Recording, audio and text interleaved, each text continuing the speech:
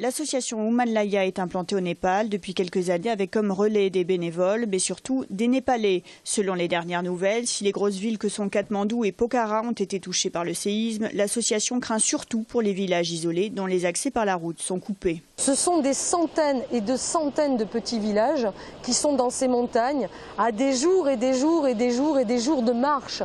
Donc Gorka, c'est comme si je vous disais, les séismes s'est passé dans les Pyrénées et les gens vont descendre à Toulouse. Les gens ne descendront pas à Toulouse. Donc on essaie de faire en sorte que des camps centraux soient placés sur les deux plus grosses villes de montagne et nos équipes peuvent aller évidemment voir ce qui se passe dans ces villages parce qu'on le sait très bien, il n'y aura pas de secours sur ces petits villages. Des bâches, des tentes, des couvertures, du savon, bref, il manque tout sur place. L'association a commencé à acheter une partie de ce matériel et fait appel à dons. Pour le reste, aujourd'hui, c'est une urgence vitale. Malheureusement, les moussons sont déjà là. Il pleut tous les jours, c'est pour ça qu'aussi il y a même si on négocie un hélico, on sait qu'en ce moment, ça ne pourrait pas atterrir en montagne.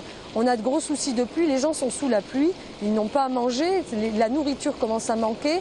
Il faut aussi, les gens n'ont pas de notion d'hygiène, il faut organiser les latrines, l'eau, on sait que les épidémies peuvent démarrer avec ça, et aussi concevoir le terrain où le mettre, parce que les éboules derrière ce type de séisme, évidemment les torrents de boue et tout ce qui peut être entraîné derrière à cause de la pluie peut se produire.